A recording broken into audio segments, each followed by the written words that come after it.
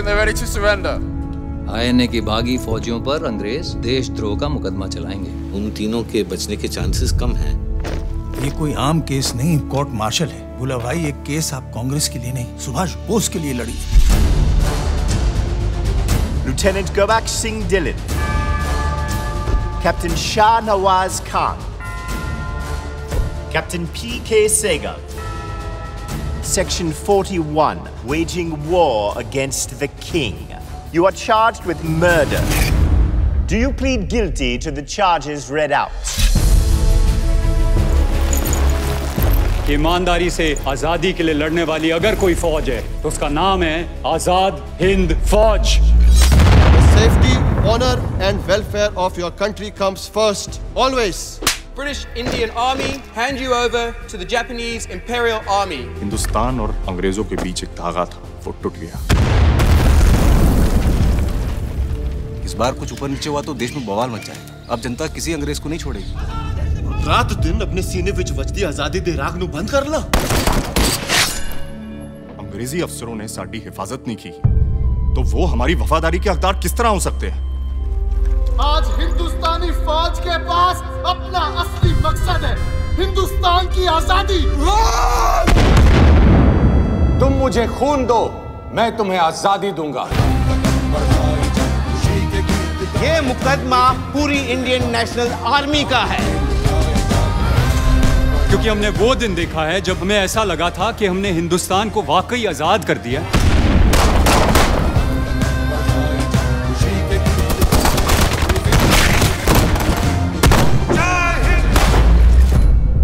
देश की आजादी की लड़ाई कोर्ट में लड़ी जा रही है और इस वक्त पूरा देश एक साथ तैनात है।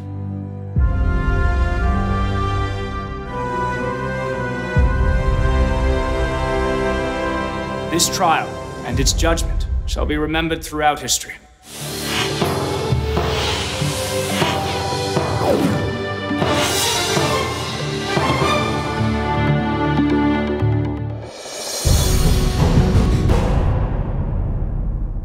Hello and a warm welcome to our special program coming to you from the corridors of the Finance Ministry. While the country readies itself for a unified tax regime, there are lots of doubts in the minds of the people as to what kind of an era the new goods and services tax is going to usher in.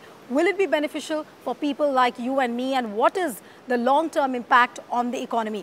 Joining me now is a very special person, GST Commissioner Upendra Gupta. He is also someone who has framed the policy and the legislative framework behind the GST bill. Welcome, sir, on this special program. Thank you so much. Mr. Gupta, to begin on a lighter note, we've read stories of how tax officials have really lost their sleep over the GST. What is the reality? GST, as you are aware, that is the biggest indirect tax reform since independence. And it is the work being done by the central and the state government officers together. We are working on the law and rules for almost 2 years, though we started talking about GST somewhere in 2007. For last 1 year, I can say that we have been working all 7 days a week.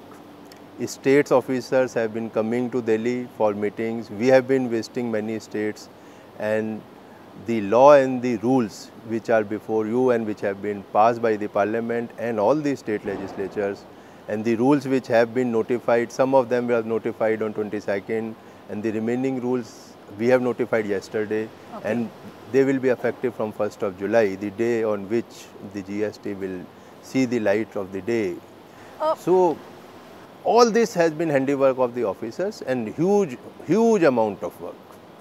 I'm sure it has been like this. But Mr. Gupta, there are lots of doubts in the minds of the people as to what is going to happen. There's a lot of nervousness, a lot of anxiety as to what is going to happen on 1st July morning. There'll be a lot of people who might watch the midnight razzmatazz of the government, who might not watch. But what happens when a common taxpayer opens his eyes on July 1st? What is going to be the first thing he's going to see? See, GST law and rules are something not new. We have been putting everything in public domain.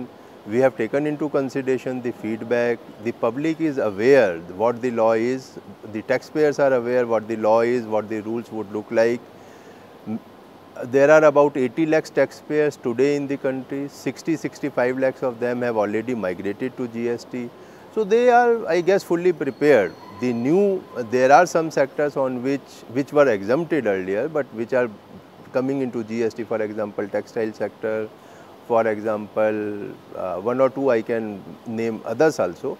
But primarily textile sector or some goods which were exempted from GST, they will be exempted from central excise or VAT or both.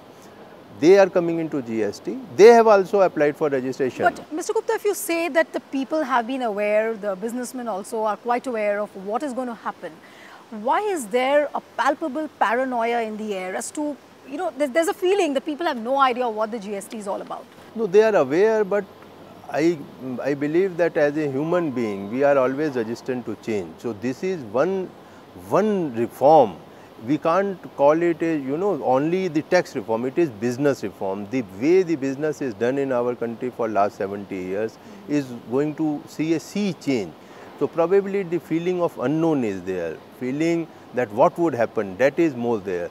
So, but the as I said earlier, the law and rules were put in public domain. The feedback of the trade has been taken into account. So, just after the initial maybe little bit of this, little bit of problems or little bit of feeling of unknown, the things would get settled down and people would start, normally. There are a lot of doubts also about the fact that it's going to set off a chain of benefits, starting right from the wholesaler to the manufacturer, wholesaler, consumer, the producer, everyone. So can you just explain as to how these benefits are going to be passed at every level and what is going to be the end result? Today, as you are aware, on the sale of goods or provision of service, there are large number of taxes. The tax chain is broken between the central tax administration and the state tax administration. Right. The central taxes are not allowed as input tax credit for payment of the state taxes and vice versa. All these taxes are getting subsumed. They are getting subsumed in a single tax called GST. So right from the stage of the manufacture or from the import till the goods or services reach the final consumer, the tax rate would be same, the procedure would be same, the full credits would be available. So over a period of time, as we grow, what I can say is that the taxes which are being paid at the time of import or at the time of manufacture, because the full input tax credit would be admissible without any blockages, etc., the ultimate sale price to the ultimate consumer is going to be lower in comparison to today.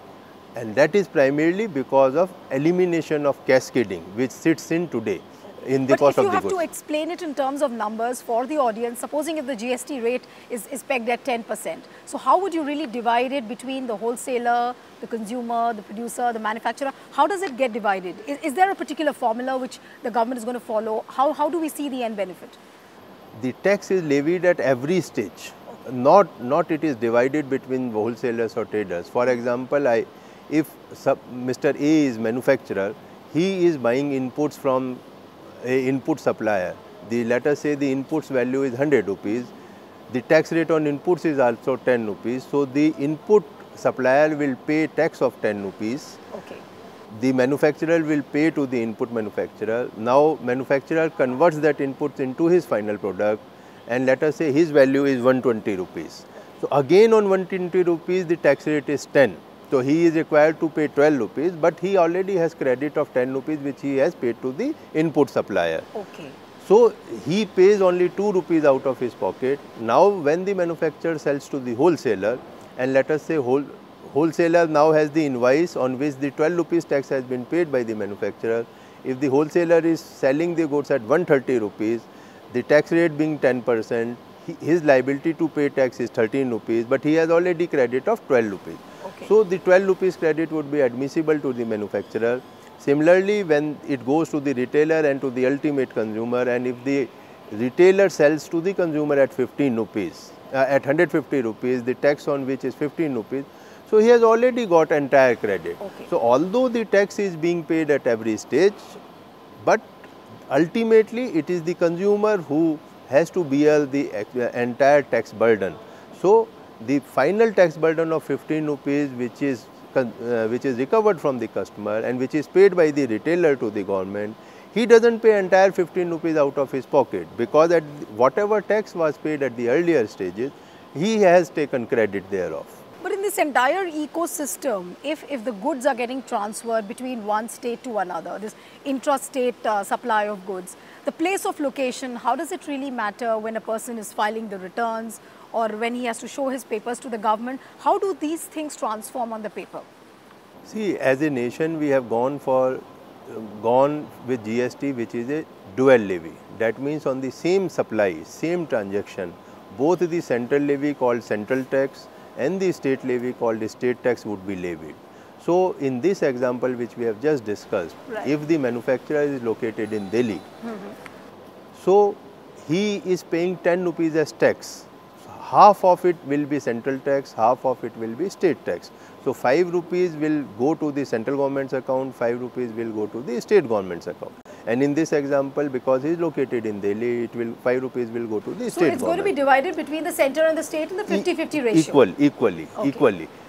If the sale transaction happens within the state, then it is what is called intrastate sales, then the tax would be CGST or the central tax and the state tax. But the moment goods are sold from Delhi, let us say, to Haryana, then instead of central tax and state tax, what would be levied is integrated tax, and the tax rate will be same. So, in this example, if the manufacturer is selling the goods to the dealer in Haryana at 120 rupees, he pays 12 rupees, 6 rupees, and 6 rupees would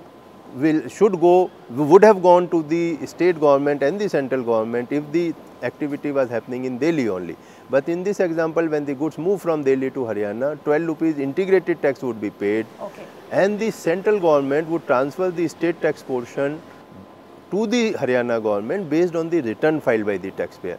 So, for the taxpayer, the biggest benefit for the taxpayer is that whether he sells within the state or outside the state, the tax rate is same, the returns are same, everything, the tax rates are uniform, and the taxpayer, the manufacturer located in Delhi is not required to obtain registration in Haryana because he is selling the goods in Haryana. He will sell the goods from Delhi. But what about filing the returns? How complicated does it become? For example, let's take an example of a businessman who has apparently an office in Delhi, and he also has offices in 4 other metropolitan cities, 3 other metropolitan cities. So how does he file the returns? Does he have to file returns separately in each state, or is it going to be just one? There's a lot of trepidation about that as well. See, as I said earlier, we have gone for dual levy. Today also, if the dealer in goods is located in 4 states, he obtains 4 registrations in all these states. The problem today is that the laws in 4 states are different. He has to follow different law and procedure in 4 different states. In GST, he has to obtain registration in 4 states, but the law is same, the rules are same, the formats are same, the tax payment procedures are same. So, he, of course, because he is making supply from 4 different states, he will have to obtain registration in 4 states, but it will be all electronically done, forms would be uniform. There is a lot of myth about return filing, that one has to file 3 returns per month. I would like to clarify this for the benefit of the viewers. Of course, many viewers would be from the trade and industry also, that this is a myth, this is not correct. Because what is required to be filed is only the sales detail by the 10th of the following month. The rest, the purchase details, the main return gets auto-populated from the first part of the return. And very few details are required to be submitted by small taxpayers. In fact, there are smaller taxpayers who are selling within the state. They are required to give only summary of the sales made by them, not even the invoice details. But an essential prerequisite to get updated under GST, of course, is that you have to go 100% online. When you have to, take into account the tax credits, the audit reports and everything, then obviously it's an added investment for the firms. So how do they brace up with the new regime? See, the benefits of electronic system far outweigh the cost which it will have. Because now everything would be electronically done, the interface between the taxpayer and tax authorities would be reduced substantially. Okay. So the problems of harassment, the problem of corruption will go away because everything is being done electronically. And then it also acts like a self-policing mechanism because you are knowing what credits you are eligible for. It gets confirmed in the same month or in the next month. It also tells you what is your output tax liability. So the self-assessment, which is the main theme of it can happen at every stage. It will happen month to month. So gone would be the days when the assessment is taken after 5 years and suddenly you are saddled with some liabilities, because you yourself are declaring what is my sales, what is my purchase, what is my entitlement, and everything is getting matched through the electronic means on month-to-month basis. So the worries which taxpayers today faces, that what would happen when something is taken up for audit or something is taken up for assessment, they would either be completely eliminated or will be whittled down substantially. But in this entire gambit, how do the small-time, medium-sized traders who've always been dealing with cash, how are they going to, coordinate themselves in this ecosystem? See, the restrictions to deal in cash. Because there's already a lot of protest by the diamond traders, the cloth traders from Maharashtra. Everywhere Yeah, we are hearing the naysayers are getting louder and louder. No, as far as the sectors which you have just mentioned, it is not because they will not be able to deal with in cash. The problem or the fear which they seems to have is that today they are not under tax net. Okay. The textile sector is not under tax net. The retailers, the wholesalers, now they would be under tax net in GST regime. So again, it is fear of unknown. As far as dealing in cash is concerned, that restrictions comes from Income Tax Act, not from the GST. So even if you are allowed to deal in cash, you will record those transactions in your books of accounts. There is no different treatment in GST whether you deal in cash or whether you deal through electronic mode of payments and receipts, as long as you are reporting everything. Okay. But what about the IT infrastructure? People are saying that is not ready, softwares are not ready, banks are not ready. Why is this kind of a pitch growing louder and louder, that the government is not ready, is not battle ready for GST as far as the IT framework is concerned? See, what is required on 1st July, that you must have the registration so that you can do your business as you are doing today, or if you are coming for the first time in GST, you should be able to start your business. So that procedure. So how many registrations have happened so far? As I mentioned earlier, that out of the existing taxpayers, about 75% have already migrated to the new regime. More than 75%. The remaining. So these 75%, they have all got their GST identity numbers. Yeah, that's right. Okay. Initially, what it is called is provisional ID, PID. They have to submit some papers for which we have allowed 3 months time. So they need not rush to submit the papers immediately. So the PID which has been allotted to them is the document, is the registration number, which will be converted into the final certificate of registration once they submit the document, and for that the 3 months time is available. So they can start their business immediately using these PIDs. But there are also reports of how, you know, billions of invoices have to be uploaded almost every month or almost on a daily basis, and if the software is not ready, how do you see that? I mean, that also of course is a challenge. That uploading business, we were told that there are some glitches in this, or the people are not ready, the software is not ready, the service providers are not ready. So what government has done is that in the last council meeting, we have deferred that requirement of uploading the invoice details for 2 months. Okay. Now for first 2 months, a simplified return in form GST 3B would be required to be filed. So which means no penal provisions also? No penal provisions for initial phases. So initial phase, when you say that the government is going to be lenient for how many months, or the first quarter or the 2 quarters? That we will see as we gain experience, but for first 2 months, for uploading these invoice details, etc., there would not be any penalties, because we ourselves have come out with a simplified return. So that simplified return asks you to just give the summary of sales and purchase and the liability, that's all.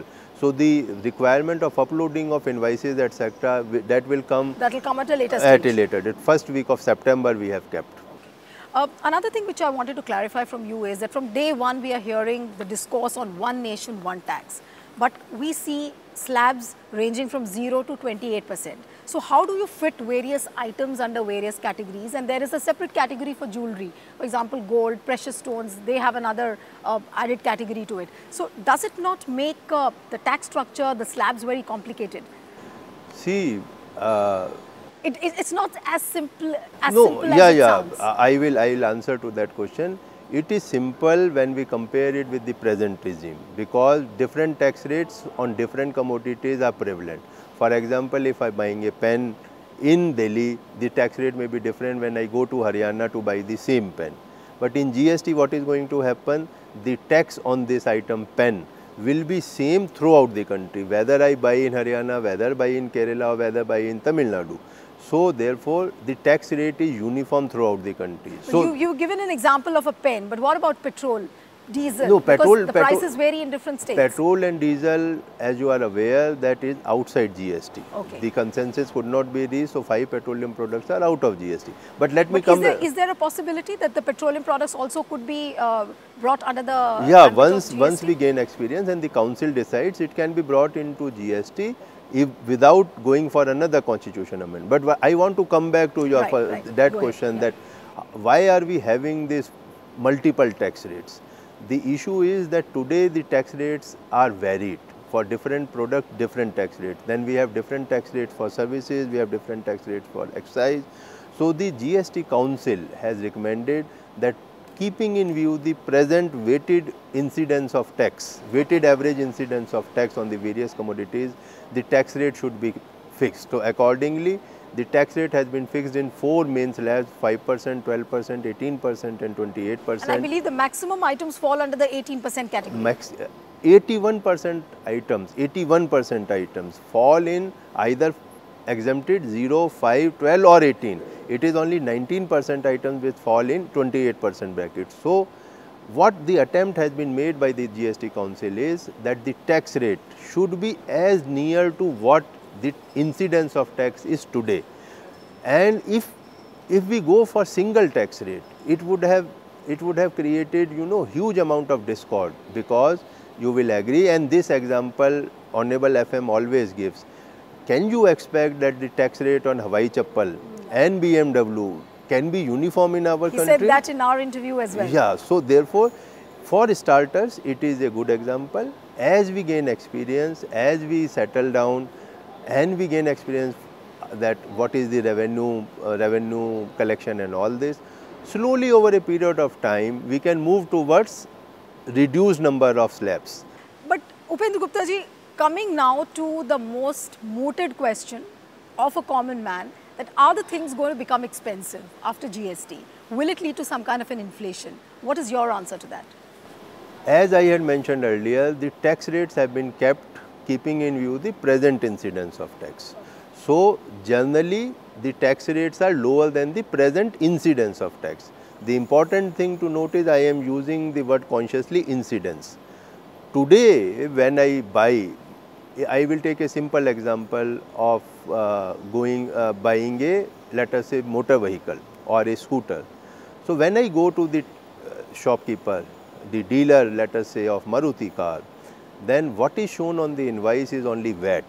But what I don't see is that in the cost of the car, what is sitting is the central excise duty which I had paid, the entry tax which I had paid, the CST, the central sales tax which is paid. So all these are incidents of taxes, but are not reflected in the final invoice. For example, in the states also, various states, they have a luxury tax, an entertainment tax, you pay taxes on the lotteries. Only few taxes are shown on the invoice which are charged by the retailer. But there are many taxes which are charged by the manufacturer or the wholesaler or for entry into the state and so on. Those taxes are not transparent today. So which means that the picture is not going to be so gloomy as it is made out to be. Yes, the only thing which I would like to clarify is that today what we see VAT on the invoice, tomorrow we will say the GST. GST is a transparent tax. you will come to know. So on the bills, it's going to be printed as GST, not VAT. Not VAT, and it will be the tax rate of GST. This what is central tax, what is state tax. Today, what you see is only state tax called VAT. So on the bill, you may see that the tax rate is now shown as 18%. Earlier, the VAT rate was only 10%. So what will the new bill look like? Is it going to have a division of the various slabs like 5%, No. 18%? What or is that is not going to be a part of the bill? What item you have purchased, what is the value, what is the tax rate, and what is the central tax rate, what is the state tax rate. That's all. But what happens, supposing if a person from a village goes to buy some product from a shop, he's not aware of what the tax slab is, and what if he gets victimized at the hands of the shopkeeper? The law provides that on the invoice you are required to indicate the amount of tax. You just can't hide it and charge in the name of tax. So on the invoice we have. So the point which I was trying to make earlier was that the important thing which the consumer must know is that although the tax rate on the invoice would be shown a little higher than today's tax, because what is shown today is only VAT. In GST, what would be shown is two taxes, central tax and the state tax. So, but the central tax was not reflected because central government was not charging any tax at the retail stage. It was sitting in the cost of the item. Now it will become transparent. So apparently it would look like that the tax rate has gone up, but actually it has not gone up. So the input tax credit would be admissible to the taxpayers. So that benefit they will have to pass on. The benefit of reduced tax rates will have to be passed on. As I have said earlier, the tax rates in GST regime have been keeping in view the present tax structure. So the tax rates are not substantially different than the present tax rates. But what about the economic slowdown? We are towards the last lap of our interview. What happens to the economic slowdown? World over, we have seen that the experience post GST hasn't been very encouraging. So are we also expecting some kind of an economic slowdown? See, because there is a huge change, people will be afraid of with the fear of unknown.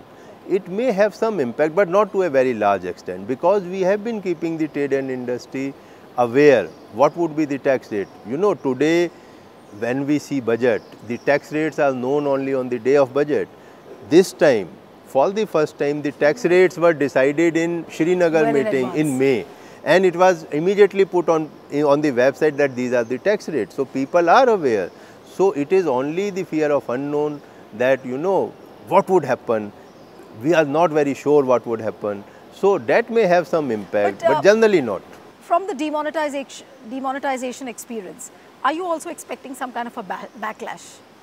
Not really. We are hand-holding the trade and industry. We at Central Board of Excise and Customs itself has conducted more than 5,000 programs.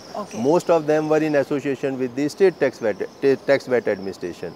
We have been meeting the trade and industry. More than 10,000 representations have been examined on each and every aspect of the law, rules, and what our feedback is, the people are generally happy with the with the way law and the rules and the rates have been fixed. But we won't see any notifications like what we saw post demonetization coming every day. We have issued all notifications yesterday. All notifications are done. We have issued yesterday. All notifications have been issued yesterday.